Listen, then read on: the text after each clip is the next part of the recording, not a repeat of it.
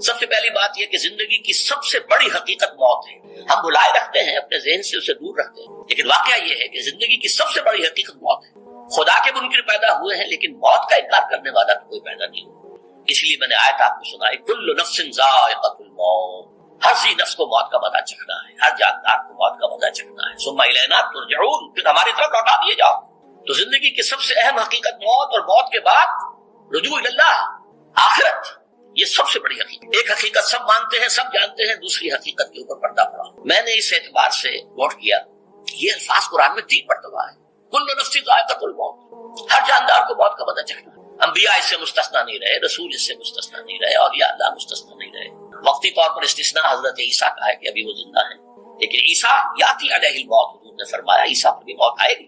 جب دوبارہ آئیں گے زمین پر اتریں گے، پھر اس کے بعد اوپر موت وارد ہوگی، ان کی نماز جنازہ پڑھی جائے گی، انہیں دفن کیا جائے گا حضور کے پہلو میں، شادی بھی کریں گے، اولاد بھی ہوگی. باقی تو یہ ہے کہ کل نفس ذائقۃ الموت، سب کو موت کا مزہ چکھنا ہے. عیسیٰ بھی بالآخر اس سے مستثنا نہیں رہیں گے. بلکہ قرآن میں ایک جگہ کہا گیا ہے افئن مت فہم الخالدون، کیا ہے نبی اگر آپ کا انتقال ہو گیا تو یہ کیا ہمیشہ رہیں گے؟ کون ہے دنیا میں جو ہمیشہ رہے؟ انتقال تو ہونا، آپ کا بھی ہونا ہے. انک میت وانہم لمیتون.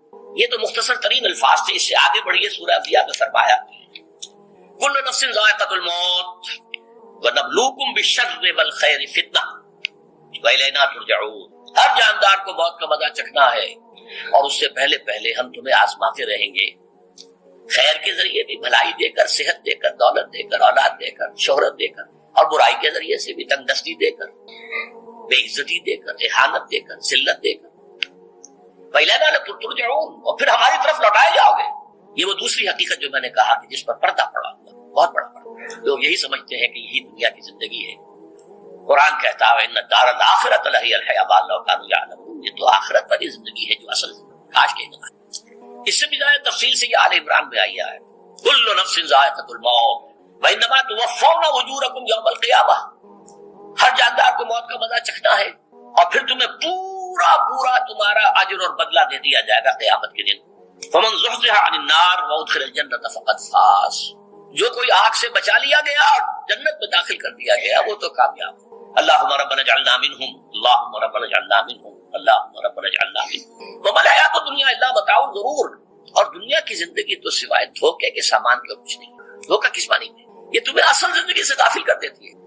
تم کہیں سفر پر جا رہے تھے، تمہارا کہیں گھر تھا، تمہیں واپس آنا تھا، تم راستے ہی میں کسی دلچسپی میں ایسے مگن ہوئے کہ گھر بار سب بھول گئے. یہ تو تمہارا عارضی سا سفر تھا، تم نے اسی کو اپنی منزل بنا لیا، اپنا ٹھکانہ بنا لیا، تو دھوکہ دیا اس نے. ویسے دنیا کی زندگی دھوکہ نہیں ہے، بڑی حقیقت ہے. اس لیے کہ حضور نے فرمایا انما الدنیا مزرعۃ الآخرہ، یہ دنیا آخرت کی کھیتی ہے. یہاں بو گے تو وہاں کاٹو گے، یہاں کچھ کمائی کرو گے تو وہاں اس کا بدلہ ملے گا. اس اعتبار سے دنیا بہت بڑی حقیقت ہے، ایک ایک لمحہ بہت بڑی قیمتی شے ہے.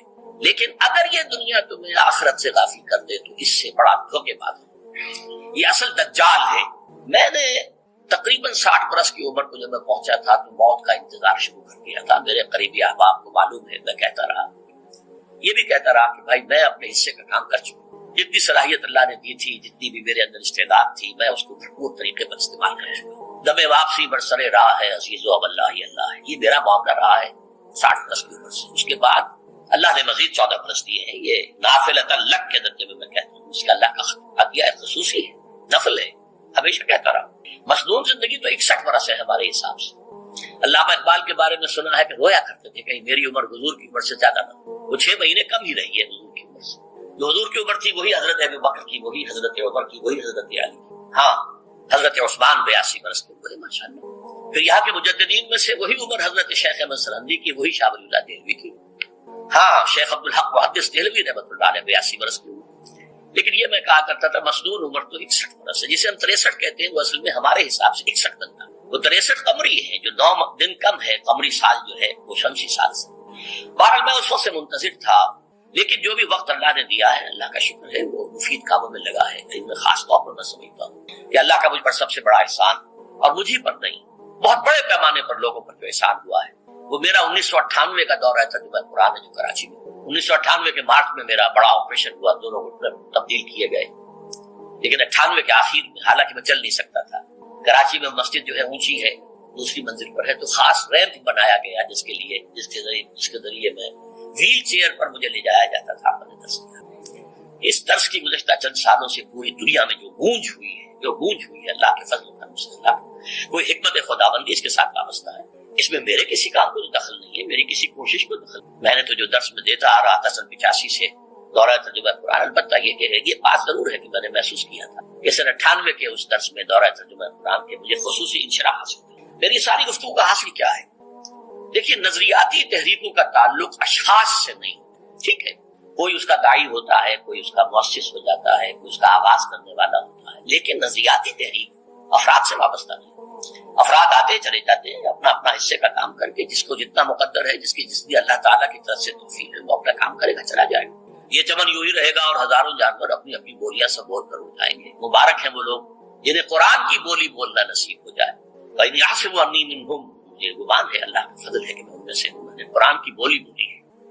اور قرآن مجید کو جیسا کہ وہ ہے ایز اٹ از، اپنے کو مذمومہ خیالات، اپنے کوئی ذہن سے زائدہ نظریات کو میں اس میں دخل نہیں، جسے انگریزی میں آپ آبجیکٹیولی کہتے ہیں، خالص معروضی طور پر قرآن کو پڑھا، قرآن کو قرآن سے سمجھائے یا پھر سیرت رسول سے سمجھائے۔ میں لفظ سنت کی بجائے سیرت استعمال کروں۔ قرآن مجسم حضور تھے صلی اللہ علیہ وسلم، اور حضور کی سیرت اور حیات جو ہے وہ قرآن مجید کی اصل تفسیر ہے۔ یہ حقیقت بھی بہت کم لوگوں کے علم ہے۔ وہ احادیث کا نام تو لیتے ہیں، احادیث بھی ہے، سیرت بھی تو احادیث ہی سے ہمیں ملتی ہے، لیکن میں خاص طور پر سنت یا حدیث کی بجائے سیرت کا استعمال۔ قرآن کی دو سورسز ہیں، قرآن خود اور سیرت رسول صلی اللہ علیہ وسلم۔ بہرحال انشاءاللہ العزیز یہ کام بڑھے گا، چلے گا، یہ میں ابھی بعد میں عرض کروں۔ دوسری بات جو میں نے آیت پڑھی آپ کو، وَمَن نُعَمِّرْهُ نُنَكِّسُ فِي الْخَلْقِ أَفَلَا يَعْقِلُونَ، بہت بڑی حقیقت زندگی کی یہ بھی ہے، جس کی ہم عمر زیادہ کر دیتے ہیں اس کی خلقی صلاحیتوں میں کمی کر دیتے ہیں۔ موٹی بات ہے، بڑھاپا آئے گا، ہمیشہ کی مانی ہوئی بات ہے۔ اگرچہ جوانی میں آدمی بڑھاپے کا تصور نہیں کرتا، لیکن بڑھاپا آنا ہے، یہ بھی ایک حقیقت ہے موت کی طرح۔ غالب نے کہا تھا مزمحل ہو گئے قوائے غالب، اب عناصر میں اعتدال کہاں۔ ایک صاحب نے مجھے شعر سنایا تھا، ابراہیم صاحب سے ٹونک کے رہنے والا، ذوف پیری بڑھ گیا جوش جوانی گھٹ گئے، اب عصا بنوائیے نخلے تمنا کاٹ کر۔ یہ تمنائیں جو ہیں طول العمل ہے، کاٹو اب گئی جوانی، امنگوں والا دور گیا، اور یہ جو تمناؤں کا پودا ہے اس میں سے لکڑی لے کر عصائے پیری بنوا لیجیے، اب بڑھاپے کے لیے ایک عصا درکار ہے۔ بڑا پیارا شعر ہے، ذوف پیری بڑھ گیا جوش جوانی گھٹ گیا، اب عصا بنوائیے نخلے تمنا کاٹ کر۔ ابھی 2-3 دن ہوئے ہیں، یہاں پر جو خانہ فرہنگ ایران ہے اس کے ڈائریکٹر آئے تھے، انہوں نے فارسی کا ایک شعر سنایا، بڑا پیارا شعر، در جوانی گفتم کہ شعر شعر است اگرچہ پیر بود۔ جوانی میں یہ کہا کرتا تھا کہ شعر تو شعر ہی ہوتا ہے، چاہے بوڑھا ہو جائے، بوڑھے ہونے سے اس میں کیا فرق ہو جائے، شعر شعر است اگرچہ پیر بود۔ چوں میں پیری رسیدم، جب میں خود پیری اور بڑھاپے کو پہنچ گیا، دیدم تو مجھے یہ بات نظر آئی کہ پیر پیر است اگرچہ شعر بود، بوڑھا بوڑھا ہی ہوتا ہے چاہے وہ شعر ہی کیوں نہ ہو۔ تو یہ بڑھاپا جو ہے یہ زندگی کی دوسری بڑی حقیقت ہے۔ اس کا ایک اثر تو سب کو معلوم ہے، قوائے غالب جو میں نے کہا، بڑھاپے کا عام نتیجہ جسمانی ضعف، سب جانتے ہیں، لیکن مجھ پر اور کچھ اور لوگوں پر بھی خاص طور پر اس کا جو ایک اثر ہوتا ہے، یہ مجھ پر ہوا ہے، وہ ہے یادداشت کی کمزوری۔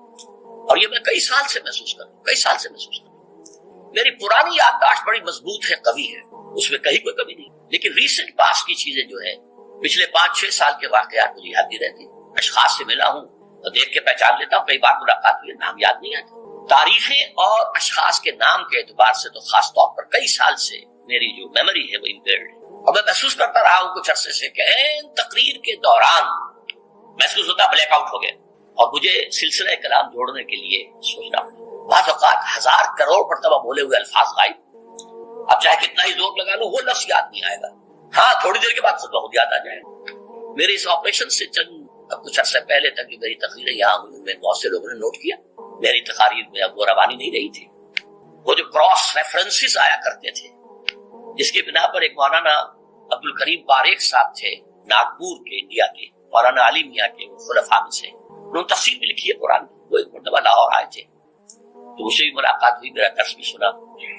پھر یہاں وہ ایک دینی ادارے میں گئے، وہاں میرے خلاف باتیں ہو رہی تھی، تو انہوں نے کہا بھائی اس شخص کی کیا بات کریں، اس کے سامنے تو معلوم ہوتا ہے کہ قرآن کھلا ہوا ہے، جہاں سے چاہے لے لے، پھول کھلے ہیں گلشن گلشن، لیکن اپنا اپنا دامن، تم کیا بات کر رہے ہیں اس کے بعد؟ تو عبد الکریم پاریخ صاحب کی وہ جو تاثر تھا وہ صحیح تھا، کراس ریفرنسز کا آنا، القرآن یفسر بعضہ ببعض، اس میں بہت کمی آ گئی۔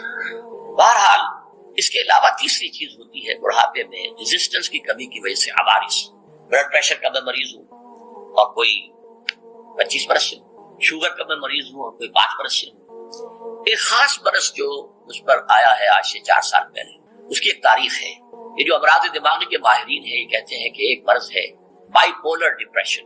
انسان میں کبھی تو انشراح ہوتا ہے، ایکٹیویٹی ہوتی ہے، سوچتا ہے اور ایکٹیو کرنے کے لیے، گفتگو کے لیے، بھاگ دوڑ کے لیے طبیعت میں آبادی ہوتی ہے. کبھی وہ بجھ سا جاتا ہے، کبھی وہ حرکت کرنے کو جی نہیں چاہتا، پڑا رہے کسی کونے میں، سو جائے.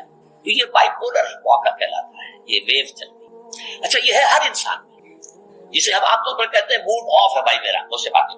تو یہ موڈ کا آف ہو جانا، آن ہو جانا، یہ عام آدمی میں بھی ہوتا ہے. لیکن جو اللہ کے کسی فضل و کرم سے زیادہ ذہین ہو، زیادہ حساس ہو، ان میں پھر یہ جو ویو ہے یہ زیادہ اونچائی زیادہ نیچائی، زیادہ اونچائی زیادہ نیچائی، اور اس کو پھر ہم کہتے ہیں مرض بائی پولر. یہ ہمارا خاندانی مرض ہے. والد صاحب کا تھا، وہ تھا، بڑے بھائی اظہار احمد صاحب کو ہوا، میری بڑی ہمشیرہ کو. عام طور پر اس کی عمر ہوتی ہے اور ہوتی تھی، 3 تجربے مجھے ہیں. والد صاحب کو 13 برس میں نے اٹینڈ کیا ہے اس بیماری میں، سن 52 سے 65 تک جب ان کا انتقال ہوا. یہ عام طور پر شروع ہوتا ہے 50 برس کے لگ بھگ. میری عمر جب 50 برس کے لگ بھگ ہوئی تو مجھے کئی مرتبہ محسوس ہوا کہ میری تقریر کے دوران سوئچ آف ہوتا. ایک مرتبہ سن 70 میں میری یادداشت کئی گھنٹوں کے لیے بالکل ضائع ہو گئی. اس کا میں نے تذکرہ کیا ہوا، میری کتاب ہے حساب کم و بیش. جو کیفیت مجھ پر گزری تھی، جس کرب کے عالم میں وہ چند گھنٹے مجھ پر گزرے تھے، میں انہیں الفاظ میں بیان نہیں کر سکتا. آدمی خراب ہے، نہ ابتدا کی خبر ہے نہ انتہا معلوم، کچھ بھی نہیں. میں جب 50 برس کا ہوا اور یہ ایک مرتبہ مجھے جھٹکے لگے مسجد صبر آباد کے اندر، تو میں نے ڈاکٹر رشید چودھری صاحب سے، وہ میرے والد صاحب کے بھی والد رہے تھے، میں نے ان سے کہا کہ یہ ڈینجر زون میں داخل ہو گیا. ان کا نہیں آپ کو یہ نہیں ہوگا، اس لیے کہ آپ اللہ کے کتاب کی خدمت کر رہے ہیں. تو ان کی یہ بات پارشلی ٹروتھ نکلی کہ 70 برس کی عمر میں مجھ پر یہ 20 برس اللہ تعالیٰ نے مجھے اس میں ایک بونس دے دیا. 70 برس میں ظہور ہوا. اس کا ایکسائٹنگ کاز بنا ہے افغانستان میں جو حادثہ ہوا طالبان کے ساتھ. اتنا صدمہ مجھے تھا، ایک دم بیٹھ گیا. یہ چیز جو ہے ابھی کنٹینیو کر رہی ہے. تو فرمایا فلا اقسم بمواقع النجوم. وقع یقع کے کیا معنی ہے؟ اور یہ سورت کون سی؟ واقعہ. اذا وقعت الواقعہ، وقع گر جانا، پڑ جانا، یہ ستاروں کے ڈوبنے کی جگہ ہے. فلا اقسم بمواقع النجوم وانه لقسم لو تعلمون عظیم. اور اگر تم جانو تو یہ بہت بڑی قسم ہے جو ہم نے کھائی ہے. اس وقت کا انسان کیا سمجھتا کہ ستارے کہاں جاتے ہیں، کہاں غروب ہوتے ہیں، کہاں گرتے ہیں؟ آج ہمیں معلوم ہے. سورہ حامیم سجدہ میں جو کہا گیا ہے سنریہم آیاتنا فی الآفاق وفی انفسہم حتی یتبین لہم انہ الحق. ہم انہیں اپنی نشانیاں دکھائیں گے آفاق و انفس میں، یہاں تک کہ یہ بات واضح ہو جائے گی کہ قرآن حق ہے. آج ہمیں معلوم ہے خلا میں بلیک ہولز ہیں، اور یہ بلیک ہولز بڑے بڑے ستاروں کے پچک جانے سے پیدا ہوئے. اور جب وہ بڑے ستارے پچکتے ہیں، جو خلا پیدا ہوتا ہے، ویکیوم، اس میں بڑی طاقت ہوتی ہے. اس کے پاس سے کوئی سیارہ، کوئی ستارہ گزر جائے اسے کھینچ لیتا ہے قبر کے اندر. یہ بلیک ہولز کا تصور. اسی لیے اللہ نے اس وقت کے لوگوں کے لیے کیا کہا؟ فلا اقسم بمواقع النجوم وانه لقسم لو تعلمون عظیم انه لقرآن کریم. یہ بہت باعزت قرآن ہے. فی کتاب مکنون، ایک چھپی ہوئی کتاب میں. لا یمسہ الا المطہرون، اسے چھو ہی نہیں سکتے مگر انتہائی پاک ہستیاں. اس کے کیا معنی ہے؟ پہلی بات تو ہمیں معلوم ہو گئی، مراد فرشتے ہیں. بے ایدی سفرۃ کرام بررہ، اسی کی شرح ہو رہی ہے نا. اسی سے ایک فقہی مسئلہ نکالا گیا کہ بغیر وضو کے ہاتھ نہ لگاؤ. لیکن اس کا اصل مفہوم کیا ہے وہ سمجھیے. قرآن کی روح تک کوئی نہیں پہنچ سکتا جب تک کہ تزکیہ نفس نہ ہو گیا. اگر حب مال، حب دنیا، حب جاہ، حب شہرت، اگر یہ تمام محبت میں دل سے نکل نہ جائیں تو قرآن کی روح تک آپ کی اپروچ نہیں ہو. مولانا روم نے کہا ہے، اگرچہ ذرا میں سمجھتا ہوں کہ انہوں نے بہت سخت الفاظ استعمال کیے، ماز قرآن مغزہا برداشتے اس دفعہ پیشے سگا انداختے. ہم نے قرآن سے اس کا مغز لے لیا ہے، جو ایسنس ہے وہ کھینچ لیا ہے. ہڈی کا گودا جو ہے وہ ہم نے نکال لیا ہے. ہڈیاں ہم نے پھینک دی ہے کتوں کے سامنے جو لڑ رہے ہیں. علم کلام کا مسئلہ ہے صفات حق سے جدا یا عین ذات. قرآن مخلوق ہے یا نہیں ہے، غیر مخلوق، اور بڑے بڑے ہو رہے ہیں اس کے اوپر. یہ کتے لڑ رہے ہیں ان ہڈیوں کے اوپر. ہم نے اس میں سے اصل شے نکال لی. وہ کیا ہے؟ اللہ کی محبت، اللہ کی معرفت. یہ ہے اصل شے. ماذ قرآن مغزہ برداشت. استخا پیش سگا انداختے. تو جب تک انسان کا باطن پاک نہ ہو جائے وہ قرآن کے چھلکوں سے کھیلتا رہے گا، چاہے وہ کہنے کو مفسر ہو، قرآن کے باطن تک کبھی نہیں پہنچے گا. فی کتاب مکنون لا یمسہ الا المطہرون تنزیل من رب العالمین. یہ تھوڑا تھوڑا کر کے اتارا گیا ہے رب العالمین کی طرف سے. انزال کے معنی ہے دفعتاً اتار دینا. لیلۃ القدر میں آیا انا انزلناہ فی لیلۃ القدر. رمضان کے بارے میں شہر رمضان الذی انزل فیہ القرآن افعال، لیکن حضور پر ایک دم نہیں اترا، تھوڑا تھوڑا تھوڑا تھوڑا 23 برس میں جا کر اس کی تکمیل ہوئی. اب دیکھیے جو شکوہ کیا اللہ نے، کیا اس جیسی نعمت سے تم مداہنت کر رہے ہو، بے اعتنائی کر رہے ہو، اسے پڑھتے نہیں ہو، اسے سمجھتے نہیں ہو، اس پر عمل نہیں کرتے، اسے اپنا امام نہیں بناتے. تمہارا طرز عمل یہ ہے، بلکہ تم نے اپنا نصیب یہ بنا لیا ہے کہ تم اسے جھٹلا رہے ہو. غور کیجئے، جھٹلانا جو ہے دو طرح کا ہے. ایک ہے زبان سے کہنا، یہ نہیں ہے، کوئی اللہ کا کلام نہیں ہے، یہ قرآن وغیرہ جھوٹ سب اساطیر الاولین ہے، یہ محمد نے گھڑ لیا ہے وغیرہ وغیرہ، جھٹلانا ہو گیا. ایک جھٹلانا ہے عمل سے جھٹلانا، مان تو لیا اللہ کا کلام ہے لیکن اس کی حرام کردہ شے کو اپنے لیے حلال کیا ہوا. حدیث نبوی ہے ما آمن بالقرآن من استحل محارمہ، اس شخص کا قرآن پر کوئی ایمان نہیں ہے جو اس کی حرام کردہ چیز کو اپنے لیے حلال ٹھہرا لے. اس اعتبار سے غور کیجئے، اور اس کی مثال بھی دی ہوئی ہے سورہ جمعہ میں. مثل الذین حملوا التوراۃ ثم لم يحملوها كمثل الحمار يحمل اسفارا بئس مثل القوم الذین کذبوا بآیات اللہ واللہ لا یہدی القوم الظالمین. مثال ان لوگوں کی جو حامل تورات بنائے گئے تھے اور پھر انہوں نے اس کی ذمہ داری کو ادا نہیں کیا، اسے قائم نہیں کیا، اس کے احکام پر عمل نہیں کیا. جیسے فرمایا ہے سورہ اعراف میں قل یا اہل الکتاب، کہہ دیجئے اے نبی صلی اللہ علیہ وسلم، اے کتاب والو لستم علی شیء حتی تقیموا التوراۃ والانجیل وما انزل الیکم من ربکم. تمہاری کوئی حیثیت ہماری نگاہ میں نہیں ہے، تمہارا منہ نہیں ہے کہ ہم سے دعا کرو جب تک کہ تم تورات اور انجیل کو اور جو کچھ نازل کیا گیا تمہاری طرف سے قائم نہیں کرتے. آج اللہ ہماری دعائیں نہیں سنتا. 30 لاکھ جا کر حج کرتے ہیں. دنیا کے حالات میں کوئی ذرہ برابر فرق آتا ہے؟ اول تو حرام کی کمائی سے حج ہو رہا ہے، تو حج ہے ہی نہیں سرے سے. جو کچھ کرتے گئے تھے سودی کاروبار وہی آ کر دوبارہ شروع کر دیا. سرکاری ملازمت تو جو رشوت پہلے لے رہے تھے اس کے بعد آ کر شروع کر دیا. یہ کیا ہے؟ یہ تکذیب بالعمل ہے، جھٹلانا ہے. تم نے اپنا نصیب یہ بنا لیا ہے کہ تم قرآن کو جھٹلا رہے ہو جیسے کہ انہوں نے جھٹلایا تھا. مثل الذین حملوا التوراۃ ثم لم يحملوها كمثل الحمار يحمل اسفارا. ان کی مثال ان گدھوں کی سی ہے جن پر کتابوں کا بوجھ لاد دیا گیا. مکالمات فلاں تم گٹھڑی باندھ کر گدھے کے اوپر رکھ دیجئے تو کیا وہ واقعی منطقی اور فلسفی بن جائے گا؟ یہ مثال اللہ دے رہا ہے. اور یہ مثال کیوں دی گئی ہے؟ اس آئینے میں ہمیں ہماری تصویر دکھائی گئی. تم اگر قرآن کا حق ادا نہیں کر رہے تو تمہاری مثال وہی ہے جو یہود کی تھی. بئس مثل القوم الذین کذبوا بآیات اللہ. بری مثال ہے اس قوم کی جس نے اللہ کی آیات کو جھٹلایا. تو زبان سے تو یہودیوں نے کبھی نہیں جھٹلایا تورات کو، عمل سے جھٹلایا ہے. یہ وہ 5 مقامات ہیں جن میں اللہ تعالیٰ نے خود اپنے کلام کی صلاح بیان کی ہے، تعریف کی ہے، اس کی عظمت کو بیان کیا. اب میں آپ کے سامنے ایک حدیث رکھنا چاہتا ہوں. حضور نے کیا فرمایا؟ ایک حدیث سنا چکا ہوں آپ کو. عن عثمان بن عفان رضی اللہ تعالی عنہ قال قال رسول اللہ صلی اللہ علیہ وسلم خیرکم من تعلم القرآن وعلمہ. تم میں سے بہترین لوگ وہ ہیں جو قرآن سیکھیں اور سکھائیں. یہ حدیث بڑی عجیب ہے. یہ ترمذی میں بھی ہے اور دارمی میں ہے، اور اس کے راوی حضرت علی ہے رضی اللہ تعالی عنہ. عن علی رضی اللہ عنہ قال، حضرت علی فرماتے ہیں انی سمعت رسول اللہ صلی اللہ علیہ وسلم یقول، میں نے سنا اللہ کے رسول صلی اللہ علیہ وسلم کو یہ کہتے ہوئے انہا ستکون فتنۃ، ان قریب ایک بہت بڑا فتنہ رونما ہوگا. حضرت علی فرماتے ہیں قلت، میں نے عرض کیا مل مخرج منہا یا رسول اللہ، اے اللہ کے رسول یہ فرمائیے اس فتنے سے بچنے کا، نکلنے کا راستہ کون سا ہوگا؟ جیسے آپ بڑے بڑے حالوں میں دیکھتے ہیں ایگزٹ، عرب ممالک میں لکھا ہوتا ہے مخرج. اگر کہیں آگ لگ جائے، کہیں دھواں بڑھ جائے تو نکلو، لال جو روشنیاں ہیں ان کے اندر جو نیچے دروازے ہیں ان کی طرف جاؤ. یہ مخرج ہے جان بچانے کی. یہاں ایک لحظہ توقف کر کے ہمارا اور صحابہ کا جو فرق ہے اس کو نوٹ کر لیجیے. اگر ہم ہوتے تو کیا پوچھتے؟ حضور یہ فتنہ کب آئے گا، کدھر سے آئے گا، کیوں آئے گا، کیا ہوگا؟ یہ سارے سوالات کرتے نا جن کا عمل سے کوئی تعلق، معلومات ہے. حضرت علی نے کچھ نہیں پوچھا، بس آپ نے فرما دیا کہ بہت بڑا فتنہ ہوگا، تو بس ہمیں یہ بتائیے کہ اس سے نکلنے کا راستہ کیا ہے. اب سنیے حضور کی زبان سے قرآن مجید کی مدح. قال کتاب اللہ، فتنوں سے بچانے والی اللہ کی کتاب ہے. فیہ نبأ ما قبلکم، اس میں تم سے پہلے جو تھے ان کی بھی خبریں ہیں. قوم نوح اور قوم عاد اور قوم ثمود اور قوم مدین اور آل فرعون اور سدوم اور عمورہ کی بستیوں کے حالات ہیں کہ نہیں؟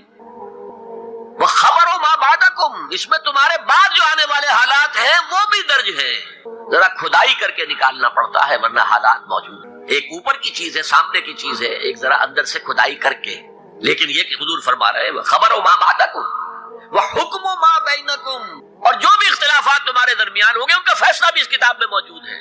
کاش کہ ہم اپنے مذہبی اختلافات کو رفع کرنے کے لیے قرآن کی طرف رجوع کریں جو حبل اللہ ہے، واعتصموا بحبل اللہ جميعا ولا تفرقوا۔ تو فرمایا کتاب اللہ فیہ نبأ ما قبلکم وخبر ما بعدکم وحکم ما بینکم هو الفصل لیس بالحزل، وہ فیصلہ کن کلام ہے، ایسے ہی یابا گوئی نہیں ہے، یہ قرآن کی آیات ہے۔ انہ لقول فصل وما هو بالحزل، سورہ طارق کے اندر آیا، طارق میں هو الفصل لیس بالحزل من ترکہ من جبار قسمہ اللہ، اگر کوئی جبار شخص اپنی سرکشی میں اس قرآن کو ترک کر دے گا اللہ اسے پیس کر رکھ دے گا۔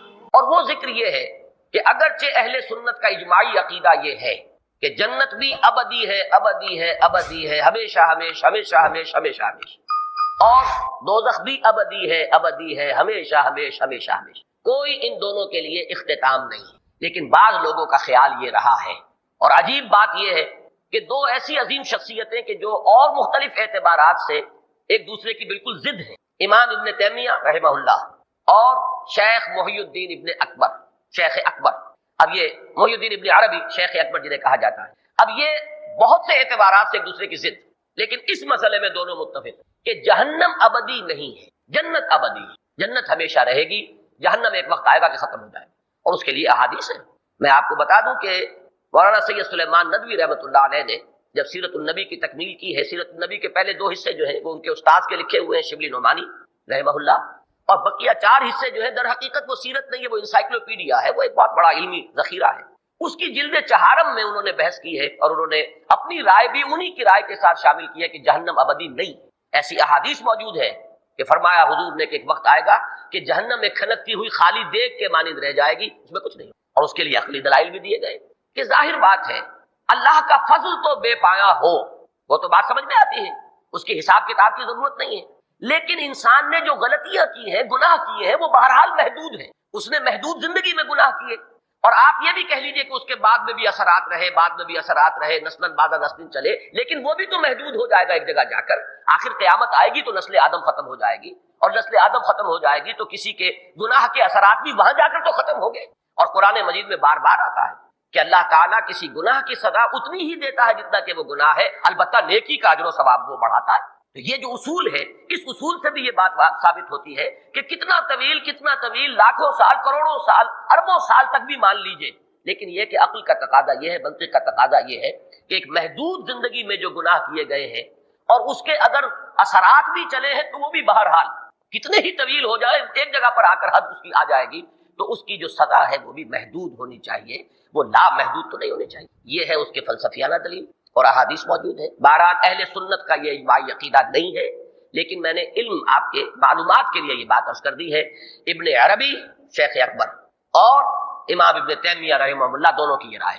اب باقی جو ہے اصل بات سمجھنے کی کیا ہے، خلق الموت والحیات، یہ میں نے آج عرض کیا، پہلے میں نے عرض کیا تھا کہ 3 زندگیاں 2 موتیں، پہلی زندگی خالص ارواح کی حالت میں، لیکن اس وقت شعور بھی تھا، ایک موت پہلی آ گئی جبکہ روح تھی خابیدہ، سوئی ہوئی کولڈ سٹوریج میں، پھر ہماری دوسری زندگی یہ ہے جس میں روح بھی ہے، جسد بھی، شعور بھی ہے، پھر موت آئے گی جس میں کہ روح بھی ہوگی، نفس بھی ہوگا، جسد گل سڑ جائے گا، اور اس میں ایک نیم شعوری کی کیفیت بھی ہوگی، اس لیے کہ یہ عالم برزخ کے اندر بھی کچھ نہ کچھ ریفلیکشن جو ہے، عالم آخرہ میں جو کچھ ہونے والا ہے، نتیجہ نکلنے والا ہے، اس کی ایک ریفلیکشن، وہ جو انگریزی میں آپ کہتے ہیں کہ coming events cast their shadows before, تو اہل جنت کو جو کچھ ملنے والا ہے، ٹھنڈی ہوائیں قبر میں آ جائیں گی، اور اہل دوزخ کے ساتھ جو کچھ بیتنے والا ہے، اس کی آگ کی لپٹ جو ہے وہ یہاں آ جائے گی۔ کبھی تو حضور نے فرمایا کہ کھڑکی کھول دی جاتی ہے، یا جنت کی طرف کھڑکی کھول دی جائے گی یا جہنم کی طرف کھول دی جائے گی، یا وہاں سے اس کی خوشبوئیں آئیں گی اور ٹھنڈی ہوائیں آئیں گی، اور یا یہ ہے کہ جہنم کی لپٹ آنی شروع ہو جائے گی۔ تو میں اسی لیے لفظ استعمال کرتا ہوں نیم شعوری کی کیفیت، پھر ہے وہ جب باس بعد الموت ہے، پھر وہ ابدی زندگی، اگر وہ جہنم کے معاملے میں ہو بھی، لیکن وہ اتنی طویل ہے کہ جس کو ہم تو لفظ ابد ہی سے تعبیر کریں گے تو سمجھ میں آئے گا، اس لیے کہ ہمارے الفاظ تو محدود ہیں، ہمارا تصور جو ہے الفاظ کے حوالے سے قائم ہوتا ہے، اور ہمارا ذہن چونکہ محدود ہے، الفاظ اسی کی بنیاد پر وجود میں آئے ہیں، ہم ابد کا تصور کر ہی نہیں سکتے، بلکہ ہمارا تصور تو کہیں نہ کہیں جا کر محدود ہی ہو جائے گا۔ صرف یہ کہیں گے بہت طویل بہت طویل۔ یہی وجہ ہے قرآن مجید کہیں صرف خلود کے لفظ پر اکتفا کرتا ہے، خالدین فیہا، کہیں پھر مزید اضافہ کرتا ہے خالدین فیہا ابدا، کہیں فرماتا ہے ما دامت السماوات والارض، جب تک آسمان اور زمین رہیں، کہیں فرماتا ہے احقابا، وہ احقاب صدہا برس، صدیوں پر صدیاں بیتتی جائیں گی، رہیں گے اس میں۔ اس لیے کہ اب اس کے علاوہ ہماری زبان کے الفاظ اور کہاں سے آئیں؟ ہماری زبان ہے نا جس میں قرآن مجید نازل ہو رہا ہے، ہم نہیں سمجھ سکتے۔ اگر یہ کوئی ایبسولوٹ لینگویج ہو تو اس میں ہم کیسے سمجھیں گے؟ تو یہ تو ہماری زبان ہے، عربی مبین جس کو کہا گیا، اس میں ہم نے نازل کیا ہے، انا انزلناہ قرآنا عربیا لعلکم تعقلون، تاکہ تم سمجھ سکو۔ ہم نے اس کو قرآن عربی بنا کر نازل کیا۔ یا اس سے پہلے کوئی کتاب اتری وہ قرآن عبرانی تھی، یا کوئی اور پہلے صحیفہ حضرت ابراہیم کا نازل ہوا ہوگا، تو ہم نہیں کہہ سکتے کہ وہ عبرانی تھی یا کوئی اور زبان تھی، واللہ اعلم۔ تو معلوم یہ ہوا کہ ہمارے الفاظ محدود ہیں، اب زیادہ سے زیادہ تصور دینے کے لیے مختلف اسلوب ہیں، کہیں صرف خلود، کہیں خالدین فیہا ابدا، کہیں ما دامت السماوات والارض، جب تک آسمان اور زمین قائم رہیں، کہیں احقابا، صدہا برس، صدیوں پر صدیاں بیتتی جائیں گی۔ تو بہرحال یہ ہے تصور زندگی کا۔ اور میں نے جیسا کہ پچھلی مرتبہ آپ کو علامہ اقبال کا شعر سنایا، بہترین تعبیر، صحیح ترین تعبیر، میں نہیں سمجھتا کہ اس سے زیادہ خوبصورت تعبیر ہو سکتی ہے کہ تو اسے پیمانہ امروز و فردا سے نہ ناپ، جاویداں پہ ہم دماں ہر دم جواں ہے زندگی۔ اب یہ ہر دم جواں ہے زندگی، یہ الفاظ جو ہیں اس میں جو بھی کچھ یعنی کانوٹیشن، اس کا جو مفہوم ذہن میں آتا ہے، کچھ وہی ہے حقیقت کے قریب تر ہمارے ذہن کو پہنچانے والی بات، کہ تو اسے پیمانہ امروز و فردا سے نہ ناپ، جاویداں پہ ہم دماں ہر دم جواں ہے زندگی۔ ایک بات کی طرف اور اشارہ کر دوں، سورہ روم میں ایک بڑی پیاری بات آئی ہے کہ یعلمون ظاہرا من الحیات الدنیا، یہ لوگ حیات دنیاوی کے بھی صرف ظاہر ہی سے واقف ہیں، یعنی جو حیات دنیاوی، جیسا کہ میں نے عرض کیا، وہ ہمارا براہ راست تجربہ ہے، بڑے ہارڈ فیکٹس ہیں نا اس کے۔ یہاں کی مسرت بھی ایک واقعے کی حیثیت سے آتی ہے، اور یہاں کی مضرت یا کوئی ہمارے لیے کوفت ہے وہ بھی ایک واقعے کی حیثیت سے آتی ہے۔ یہاں کی خوشیاں بھی جو ہے بڑی کنکریٹ ہے، اور یہاں کے غم بھی بڑے کنکریٹ ہیں۔ تو یہ ہے ہمارا ڈائریکٹ ایک اس کا تجربہ اور ایکسپیرینس۔ لیکن در حقیقت اس زندگی کی بھی جو اصل باطنی حقیقت ہے وہ ہمارے حواس کے دائرے سے باہر ہے، اور وہ ہے روح۔ اصل تو شے روح ہے، یہ جسد تو اس کا ایک مرکب ہے، اسے ایک سواری دے دی گئی ہے۔ لہذا ہم دنیا کی زندگی سے بھی جس سے براہ راست واقف ہیں وہ در حقیقت مادی زندگی ہے۔ حقیقی زندگی جو ہے وہ تو روحانی زندگی ہے، وہ روح جو ہم میں پھونکی گئی ہے۔ اگر اس کو جان لیں تو جیسا کہ میں سورہ حشر کی اس آیت کے حوالے سے بڑی مفصل تقاریر کر چکا ہوں کہ وَلَا تَكُونُوا كَالَّذِينَ نَسُوا اللَّهَ فَأَنسَاهُمْ أَنفُسَهُمْ أُولَٰئِكَ هُمُ الْفَاسِقُونَ، ان لوگوں کے مانند نہ ہو جاؤ جنہوں نے اللہ کو بھلا دیا تو اللہ نے انہیں اپنے آپ سے غافل کر۔ تو یہ اپنے آپ سے غافل ہو کر زندگی بسر کر رہا ہے انسان، وہ اپنے آپ کو صرف ایک حیوان سمجھ کر، ایک حیوان قرار دے کر، زیادہ سے زیادہ یہ کہ ذرا سلائٹلی مور ایوالوڈ اینیمل ہے، ذرا ہائر پلین آف ایوولوشن پر ہے، ذرا ایوولوشن ٹری کی ٹاپ پر آ گیا ہے۔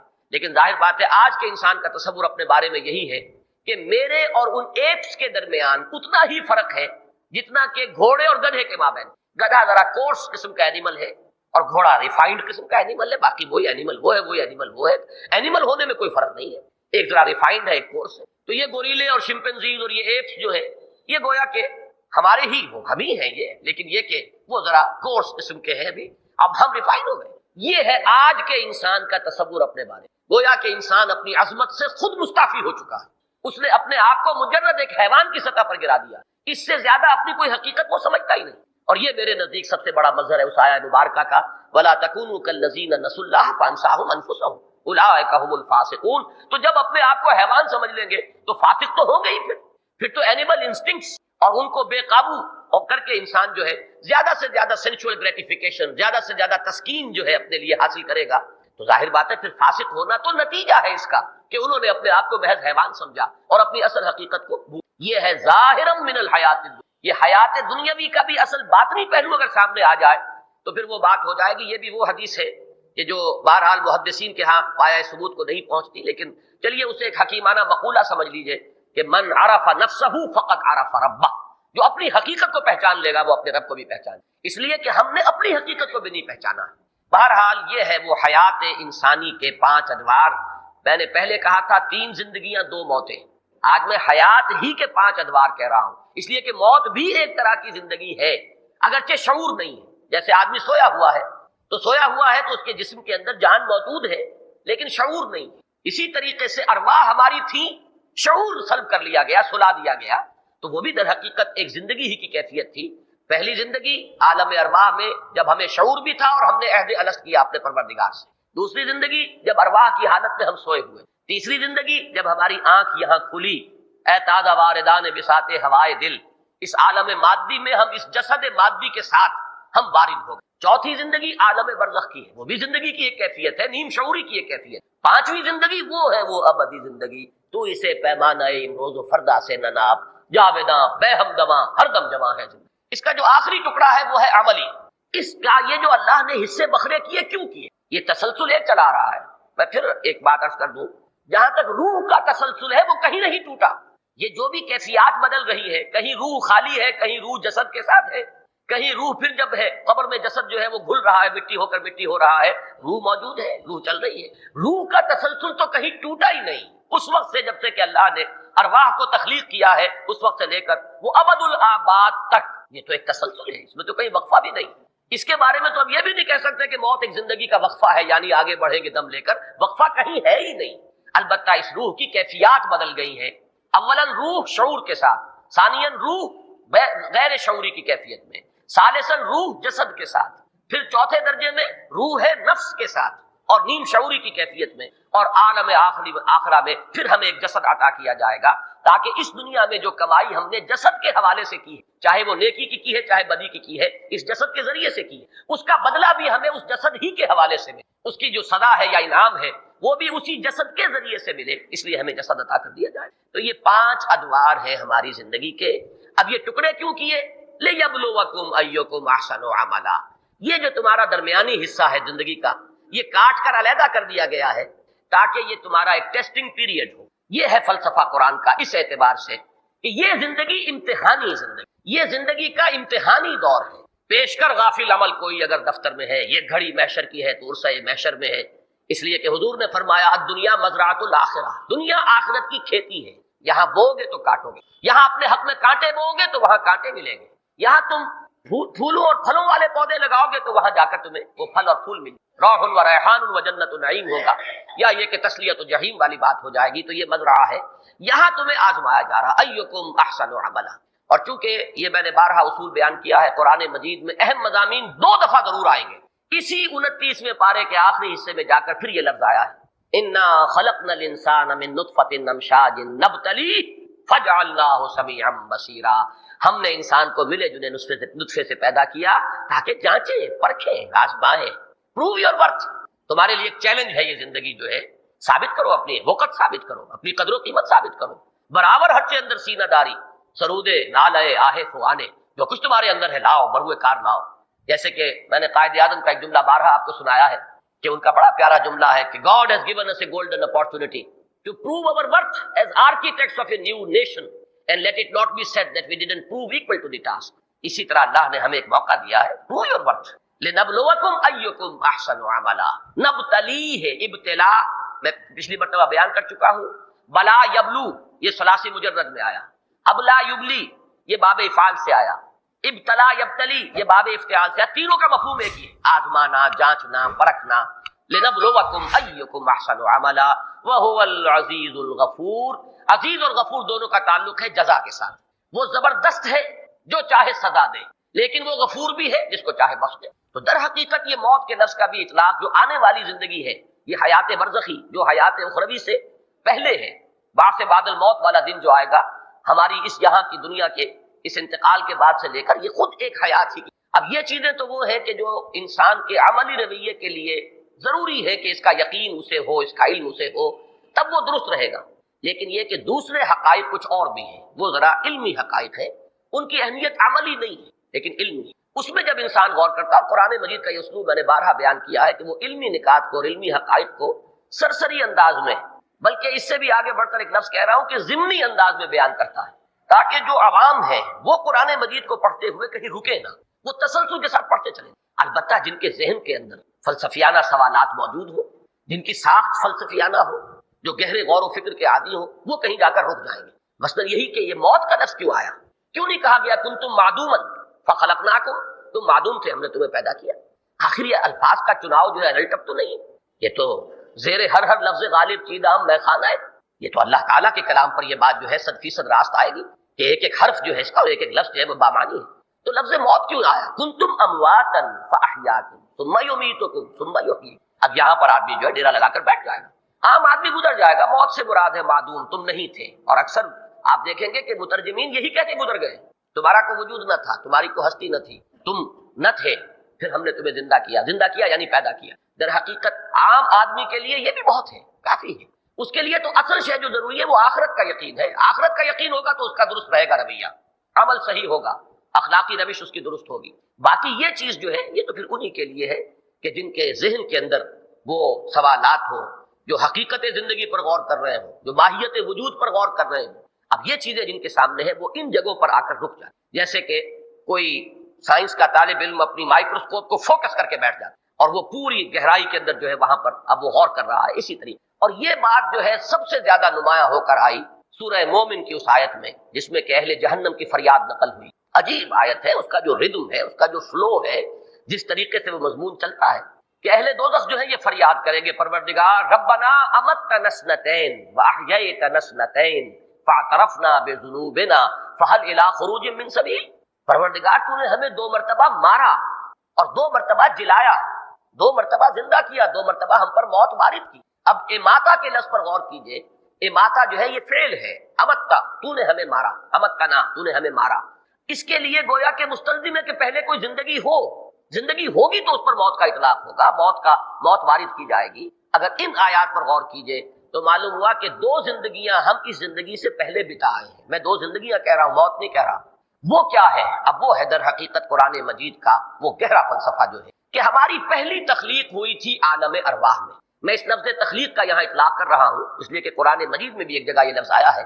فرمایا گیا ہے کہ جب قیامت میں ہم سب جمع ہوں گے، اللہ کے سامنے کھڑے ہوں گے، پوری نوع انسانی موجود ہوگی، حضرت آدم بھی ہوں گے، اور قیامت جب ہوگی اس وقت جو آخری انسان ہوگا وہ بھی ہوگا، پوری نوع انسانی ہوگی. تو اللہ تعالیٰ ایک عجیب خطاب فرمائیں گے، لقد جئتمونا کما خلقناکم اول مرہ. آ گئے ہو نا ہمارے پاس جیسے کہ ہم نے تمہیں پیدا کیا تھا پہلی مرتبہ. یہ پہلی مرتبہ بھی جب ہم پیدا کیے گئے تھے تو الارواح جنود مجندہ، حدیث میں یہ الفاظ آئے ہیں کہ وہ روحیں جو ہے وہ لشکروں کے لشکر تھے. تمام ارواح انسانیہ آدم سے لے کر اور آخری انسان تک جو نسل آدم میں پیدا ہوگا ان کی ارواح اس وقت پیدا کر دی گئی. اگرچہ ٹیکنیکلی جو شاہ ولی اللہ دہلوی رحمۃ اللہ علیہ کی اصطلاحات میں نے آپ کو بتائی تھی، اس پر لفظ ایجاد یا ابداع کا اطلاق صحیح تر ہوگا. ایجاد ارواح یہ پہلا مرحلہ ہے. اور اس وقت ظاہر بات ہے کہ ہمارا جسم تو نہیں تھا لیکن ہم سب تھے اپنے شعور ذات کے ساتھ کہ میں ہوں، آپ ہیں. اور اس وقت ہم نے ایک عہد کیا تھا اللہ سے، الستو بربکم قالوا بلا. ظاہر بات ہے کہ یہ عہد جو ہوتا ہے یہ تو بقائمی ہوش و حواس ہوتا ہے. ہمیں اپنا شعور تھا جب ہم نے عہد کیا. گویا کہ اس وقت کے دور کے بارے میں 2 الفاظ نوٹ کر لیجئے.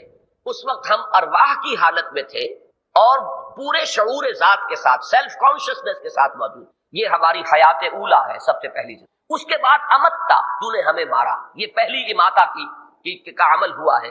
اور اس کے بعد ان ارواح کو میں بار بار لفظ استعمال کرتا ہوں کسی کولڈ سٹوریج میں رکھ دیا گیا. یہ در حقیقت ارواح کی خابیدگی کی ایک کیفیت ہے، سوئی ہوئی ہے ارواح. جیسے جیسے اب جو تخلیق کا عالم مادی میں، عالم اجساد میں جو تخلیق کا سلسلہ چل رہا ہے، تو جیسے ہی کسی ایک انسان کا بطن مادر میں، جس کے بارے میں حدیث میں آیا 120 دن کے بعد جب وہ بچہ جو ہے جنین کی شکل میں 120 دن کا ہو جاتا ہے، وہ روح جو ہے اس کی لا کر شامل کر فیرسل الملک، ملک کو بھیجا جاتا ہے، فینفخ فیہ الروح، پھر وہ اس میں روح پھونک دیتا ہے. اور روح سے ظاہر بات ہے کہ زندگی مراد نہیں ہے. زندگی تو اس سے پہلے کہ 120 دن جو ہے وہ بھی کوئی ڈیڈ تو نہیں تھا وہ جنین، وہ امبریو جو ہے وہ لیونگ امبریو ہے. بلکہ یہ کہ اس سے پہلے جیسے کہ سورہ دہر میں آئے گا انا خلقنا الانسان من نطفۃ امشاج، ہم نے انسان کو پیدا کیا ملے جلے نطفے سے. وہ نطفہ کہ جس سے انسان کی تخلیق شروع ہوتی ہے، اس کا ایک جز آتا ہے مرد سے، باپ سے، اور ایک جز آتا ہے عورت سے یعنی ماں سے. اور یہ دونوں جو ہے لیونگ سیلز ہیں، یہ ڈیڈ نہیں ہے، لیونگ سیلز. ان کے امتزاج سے پھر ایک سیل وجود میں آیا اور اس سے پھر آگے تخلیق کا عمل جو ہے ایمبریولوجی جس کو کہ ڈسکس کرتی ہے وہ عمل شروع ہوا 120 دن کے بعد. اور یہ حدیث جو ہے بخاری کی ہے، بڑی پختہ حدیث ہے، غالباً متفق علیہ ہے. عبداللہ ابن مسعود رضی اللہ تعالی عنہ اس کے راوی ہیں. اور چونکہ مضمون اس کا ایسا ہے کہ جس میں لوگوں کو ہو سکتا ہے کہ اچنبھے کی کیفیت ہو، لہذا حضرت عبداللہ ابن مسعود فرماتے ہیں کہ حضور نے یہ فرمایا وَهُوَ الصَّادِقُ الْمَصْدُوقُ، اور وہ سچے ہیں اور ان کی سچائی کی گواہی دی گئی ہے۔ اس کے بعد بات شروع کی ہے کہ حضور نے فرمایا کہ تم میں سے ہر ایک کا وجود جو ہے رحم مادر میں 40 دن تک نطفے کی شکل میں ہوتا ہے، پھر 40 دن وہ علقہ کی صورت میں ہوتا ہے، پھر 40 دن وہ مضغہ کی صورت میں ہوتا ہے، پھر اللہ تعالیٰ فرشتے کو بھیجتا ہے اور وہ اس میں روح ڈال دیتا ہے۔ یہ ہے احیاء اولا۔ پہلا جو مسئلہ تھا وہ تو تھا تخلیق اول، اب اس کے بعد وہ ایک زندگی عالم ارواح میں ہم نے گزاری، ایک موت عالم ارواح میں ہم گزار چکے روحانی کیفیت میں جبکہ ہم سوئے رہے، اور پھر احیاء ہو رہا ہے پہلا یہاں پر جب ہم نے اس عالم مادی میں آنکھ کھولی، اے تازہ واردان بساط ہوائے دل۔ پھر ابھی زندگی کے بعد دوسرا اماتہ ہوگا، پھر اس کے بعد دوسرا احیاء ہوگا، اور اس کے بعد ظاہر بات ہے کہ پھر وہ اخروی زندگی ہے، ابدی زندگی۔ تو در حقیقت اس کو بطور دلیل استعمال کریں گے اہل جہنم کہ پروردگار جب 4-5 مراتب ہم پر گزر چکے، 2 مرتبہ تو نے مارا، 2 مرتبہ جلایا، تو اب 1 مرتبہ اور ہمیں موقع ملنا ہے۔ فَهَلْ إِلَىٰ خُرُوجٍ مِّن سَبِيلٍ، یعنی جب ایک چیز چلی آ رہی ہے اور تکرار 2 مرتبہ ہو چکی ہے تو گویا کہ اس سے ایک دلیل بنتی ہے کہ 1 مرتبہ کا ہمیں موقع اور ملے۔ تو یہ ہے اصل میں قرآن مجید کی حکمت کا وہ دوسرا پہلو، یہ غامض پہلو ہے، یہ اس طرح واضح نہیں ہے، اس کے لیے غور کرنا پڑے گا کہ امت تنسنتین واحیائی تنسنتین، 2 مرتبہ مارا 2 مرتبہ جلایا، اس کا مفہوم کیا ہے؟ کنتم امواتا فاحیاکم ثم یمیتکم ثم یحییکم ثم الیہ ترجعون، اس کے معنی کیا ہے؟ تو گویا کہ ہمارے وجود کے، اب دیکھیے اخروی زندگی کے بارے میں ہمارا عقیدہ ہے کہ وہ ابدی ہے، وَإِنَّهَا لَجَنَّةٌ أَبَدًا أَوْ لَنَارٌ أَبَدًا، اگرچہ ہمارے ہاں بعض لوگوں کا خیال کچھ ہے، میں اصل میں چونکہ پچھلی مرتبہ بھی ایک بات میں کہہ بیٹھا، بعض حضرات نے یہ کہا کہ اس قسم کی باتیں اگر نہیں ہو تو اچھا ہے، بہت سے لوگوں کے ذہن میں خامخواہ کے اشکال ہو جاتے ہیں، وہ خالص فلسفیانہ بات ہے یا اسے شاعرانہ بات کہیے، اس لیے کہ ہائر پوئٹری، ہائر فلسفی، ہائر مسٹیسزم، ہائر ریلیجن، یہ چاروں اوپر جا کر ایک ہو جاتے ہیں۔ بہرحال اس تک چونکہ ہر شخص کی ذہنی سطح جو ہے وہ ایسی نہیں ہوتی کہ اس پر گفتگو کی جائے، وہ بات جو میں نے کہی تھی صرف وضاحت کر دیتا ہوں کہ وہ صرف ایک علمی نقطے کی حیثیت سے ذہن میں رکھیے، نہ میں اس کو آپ کے سامنے اس اعتبار سے رکھ رہا ہوں کہ آپ اسے مانیں، تسلیم کریں، اس سے اپنے عقیدے کا جز بنائیں، وہ ایک علمی بات ہے، فلسفیانہ بات ہے کہ اللہ تعالیٰ کا علم قدیم ہے اور اللہ تعالیٰ کے علم قدیم میں ہم ہمیشہ سے موجود تھے، اس کو ہمارے متکلمین کہتے ہیں یہ صور علمیہ، صورت علمی جو تھی اللہ کے علم کے اندر اس پوری کائنات کا وجود ہمیشہ سے، اس اعتبار سے پوٹینشلی گویا کہ ہمارا وجود تو چلا آ رہا ہے، وہ تو گویا کہ ازلی وجود بھی ہو گیا۔ علامہ اقبال نے اسی آئیڈیا کو لے کر بڑا خوبصورت شعر کہہ دیا، بضمیرت آرمیدم تو بے جوش خود نمائی، بکنارہ برف گندی در آب دار خودرا، میں تو تیرے اندر آرام سے سویا ہوا تھا، تو نے اپنے آپ کو ظاہر کرنے کے لیے اپنے اس موتی کو جو ہے وہ باہر پھینک دیا ہے، ورنہ مجھے تو کوئی وجود کی اور اس وجود کی، اس زندگی کی مجھے تو کوئی ضرورت نہیں تھی، میں تو بڑے چین سے سویا ہوا تھا، بضمیرت آرمیدم تو بے جوش خود نمائی۔ البتہ میں نے اس لیے اس کا ذکر کر دیا کہ اس حدیث قدسی کے ساتھ اس کا مضمون جڑتا ہے، جو اگرچہ محدثین سند کے اعتبار سے اسے تسلیم نہیں کرتے، لیکن پوری امت نے بالاجماع اسے قبول کیا ہے، مفسرین نے، ہمارے فقہا نے، سب نے مانا ہے مضمون کے اعتبار سے کہ وہ بات صحیح ہے، وہ یہ کہ کنت کنزا مخفیا، میں ایک چھپا ہوا خزانہ تھا، فاحببت ان اعرف فخلقت الخلق، تو میں نے یہ چاہا کہ مجھے پہچانا جائے تو میں نے خلق کو پیدا کیا۔ ایک بند خزانہ ہے، میری قوت خلاقی، میری قوت تخلیق جو ہے وہ چھپی ہوئی تھی، اس کا ظہور ہے یہ، اور اسی میں پھر آخری نقطہ یہ ہے کہ انسان وہ تخلیق ہے اللہ کی، وہ کلائمیکس ہے کریشن کا، جس میں کہ اللہ کو پہچاننے کی استعداد ہے، اور وہ بقیہ تمام مخلوقات کو گویا کہ ذریعہ بناتا ہے اللہ کو پہچاننے کا۔ یہ آسمان اور زمین اور چاند اور سورج اور ستارے، یہ سب آیات ہیں، ان فی خلق السماوات والارض واختلاف اللیل والنہار والفلک التی تجری فی البحر بما ينفع الناس الی آخر الآیہ، یہ ساری تخلیق جو ہے یہ آیت بن گئی، اور در حقیقت یہ کس لیے ہے کہ ان کے ذریعے سے انسان اللہ کو پہچانے۔ یہی وجہ ہے کہ صوفیہ وہ جو آیہ مبارکہ ہے سورہ ذاریات کی، وما خلقت الجن والانس الا لیعبدون، اس کی تعبیر یہی کرتے ہیں، وما خلقت الجن والانس الا لیعرفون، تاکہ مجھے پہچانے۔ ظاہر بات ہے جب اللہ کی معرفت حاصل ہو جائے گی تو پھر اللہ ہی سے محبت ہوگی، اللہ ہی سے لو لگائی جائے گی، اسی کا بندہ بے دام بن کر انسان رہ جائے گا۔ کیسے ممکن ہے کہ وہ پہچان لے اللہ کو اور پھر اس کی توجہ کسی اور طرف ہو جائے، کسی اور کی محبت کا وہ اسیر ہو جائے؟ ناممکن۔ یہ تو در حقیقت ہم اللہ کو چھوڑ کر کسی اور چیز کی طرف متوجہ اس لیے ہوتے ہیں کہ وما قدر اللہ حق قدرہ، کہ اللہ کا ہم اندازہ نہیں کر پاتے، اس کے جلال و جمال اور اس کے حسن و کمال کا ہمیں کچھ تھوڑا سا بھی اندازہ ہو جائے تو پھر یہ کہ کسی اور کو دیکھنے کو جی ہی نہیں چاہے گا، کسی اور کی طرف توجہ ہوگی ہی نہیں۔ تو یہ ہے وما خلقت الجن والانس الا لیعبدون، وہ نتیجہ نکلے گا کس کا؟ الا لیعرفون، مجھے پہچانو گے تو مجھ سے محبت کرو گے، مجھے پہچانو گے تو میرے بندے بے دام بن جاؤ گے، میرے غلام بن جاؤ گے، میری بندگی ہی کو اپنی زندگی کا اصول اور نائب بنا لو گے۔ بہرحال یہ وہ حصہ ہے جو صرف ایک فلسفیانہ ایک بات جن حضرات کے دلوں میں کوئی خواہش ہے کبھی وہ پڑھیں گے تو پھر یہ مسائل شاید آئیں، اس اعتبار سے میں نے صرف اس کا ذکر کر دیا ہے۔ اسی طرح میں یغفر لمن یشاء ویعذب من یشاء، یہ اللہ کی ایبسولوٹ اتھارٹی ہے۔ یہاں میں نے پچھلی مرتبہ تو عرض نہیں کیا تھا لیکن اس سے پہلے بعض مواقع پر بیان کیا ہے کہ ہمارا نقطہ نظر اور دوسری طرف اس کے برعکس نقطہ نظر ہے معتزلہ کا اور اہل تشیع کا۔ اس میں فرق یہ ہے کہ معتزلہ اور شیعہ ان دونوں کا موقف یہ ہے کہ اللہ پر عدل واجب ہے اس پر کہ گناہ گار کو سزا دے، واجب ہے اس پر کہ نیکوکار کو جزا۔ اہل سنت کا موقف یہ ہے کہ اللہ پر کوئی شے واجب نہیں، اللہ کے اختیار کو محدود کرنے والی کوئی شے نہیں۔ اللہ جسے چاہے بڑے سے بڑے نیکوکار کو وہ چاہے جہنم میں جھونک دے، اس کا اختیار ہے، اس کی شے ہے، اس کی بنائی ہوئی شے ہے، جو چاہے کرے، اور بڑے سے بڑے کافر کو اور کٹر دشمن کو اور باغی کو چاہے بخش دے۔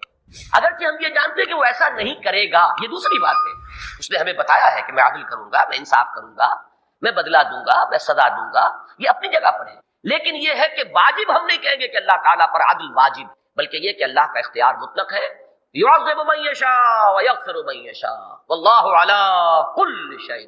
اگر یہ کیفیت نہ ہو تو پھر تو اس کی قدرت جو ہے وہ مطلق نہ رہی، اس کا اختیار مطلق نہ رہا۔ یہ وہو العزیز الغفور۔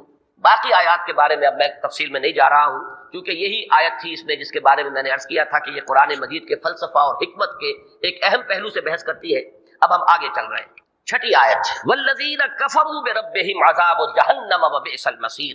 اس سے پہلے ذکر تھا جنات کا، وہ شیاطین کہ وہ جب کچھ سان گن لینے کی کوشش کرتے ہیں تو یہی ستارے جو نظر آ رہے ہیں قمقمے لگے ہوئے اس سمائے دنیا پر، قریب ترین آسمان پر، یہیں سے ان پر میزائل بھی داغے جاتے ہیں، رجوما للشیاطین، ان کو سنسار کرنے کا اللہ تعالیٰ نے وہاں بندوبست کیا ہے۔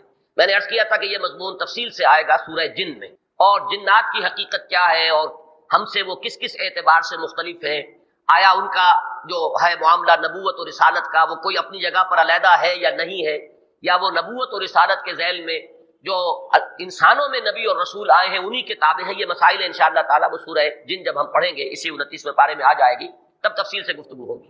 اس کے بعد فرمایا وَأَعْتَدْنَا لَهُمْ عَذَابَ السَّعِيرِ، اور ہم نے ان کے لیے دوزخ کا عذاب بھی تیار کیا ہوا ہے۔ وَلِلَّذِينَ كَفَرُوا بِرَبِّهِمْ، اب یہاں سے مراد ہے انسان، اور انسانوں میں سے جو کفر کریں اپنے رب کا، جو ناشکری کریں اپنے رب کی، جو انکار کریں اپنے رب کا، یا مان کر نہ مانے اپنے رب کو، یعنی مان تو رہے ہیں لیکن یہ کہ اس کے حکم پر عمل نہیں کر رہے، لما تقولون ما لا تفعلون، یہ کفر حقیقی ہے۔ ایک کفر قانونی ہے جو مان نہیں رہا، ایک یہ کہ جو مان کر نہیں مان رہا، زبان سے دعویٰ کر رہا ہے لیکن عمل میں انکار ہے۔ جیسے فرمایا گیا سورہ جمعہ میں ہم پڑھ آئے ہیں کہ یہود کی مثال دی گئی ہے، بئس مثل القوم الذین کذبوا بآیات اللہ، بری ہے مثال اس قوم کی جس نے اللہ کی آیات کو جھٹلایا، تکذیب۔ اب ظاہر بات ہے کہ یہود نے تورات کی تکذیب تو نہیں کی، زبان سے تو کبھی نہیں جھٹلایا، وہ عملی تکذیب ہے۔ تو ایک کفر عملی ہے جس کی سب سے بڑی مثال منافق دعویٰ کر رہا ہے، اذا جاءک المنافقون قالوا نشهد انک لرسول اللہ واللہ یعلم انک لرسول واللہ یشهد ان المنافقین لکاذبون، جب یہ منافق آپ کی خدمت میں حاضر ہوتے ہیں نبی اور کہتے ہیں کہ ہم گواہ ہیں اس پر کہ آپ اللہ کے رسول ہیں، اور اللہ خوب جانتا ہے کہ آپ اللہ کے رسول، بلکہ میں تو یہ الفاظ استعمال کیا کرتا ہوں اللہ سے بڑھ کر کون جانے گا کہ آپ اللہ کے رسول ہیں، لیکن اللہ گواہی دیتا کہ یہ منافق جھوٹ۔ تو کفر کو در حقیقت ان تمام میں، بلکہ شاید بعض حضرات کو یاد آ گیا ہو، ابتدا میں کافی کوٹ کیا کرتا تھا سائیں عبدالرزاق رحمہ اللہ، اب ان کا انتقال ہو گیا ہے، وہ بڑے پیارے انداز میں کہا کرتے تھے جو دم غافل سو دم کافر۔ ایک کفر کی جو ہے قانونی ڈیفینیشن ہے، کون کافر ہے، ہندو کافر ہے، فلاں کافر ہے، فلاں کافر ہے، جو حضور کو نہیں مانتا، جو ختم نبوت کو نہیں مانتا وہ کافر ہے۔ اب ایک ہے حقیقی کفر، جو سانس بھی انسان کا اللہ تعالیٰ کی طرف سے غافل کیفیت کے اندر، غافل حالت کے اندر نکلتا ہے، وہ ایک طرح کا کفر، جو دم غافل سو دم کافر۔ بہرحال وہ حقیقت کفر اور وہ قانونی کفر۔ والذین کفروا بربہم عذاب جہنم، ان کے لیے جہنم کا عذاب ہے، وبئس المصیر، اور وہ بہت ہی برا ٹھکانہ ہے۔ اذا القوا فیہا سمعوا لہا شہیقا وہی تفور، جب وہ اس میں ڈالے جائیں گے، جھونکے جائیں گے، گرائے جائیں گے تو سنیں گے اس کو شہیق کی کیفیت میں، وہ ابھی میں بیان کروں گا کہ یہ شہیق اصل میں کیا ہے۔ یہ دو الفاظ قرآن مجید میں آئے ہیں، شہیق اور زفیر۔ سورہ ہود میں آیت نمبر 109 میں فرمایا فَأَمَّا الَّذِينَ شَقُوا فَفِي النَّارِ لَهُمْ فِيهَا زَفِيرٌ وَشَهِيقٌ، یہ دونوں الفاظ جو ہے گدھے کی آواز پر ان کا اطلاق ہے۔ گدھے کی آواز جیسے کہ سورہ لقمان میں فرمایا ان انکر الاصوات لصوت الحمیر، تمام آوازوں میں سب سے زیادہ مکروہ آواز، سب سے زیادہ ناپسندیدہ جو انسان کے اوپر بڑی گراں گزرتی ہے وہ گدھے کی آواز ہے۔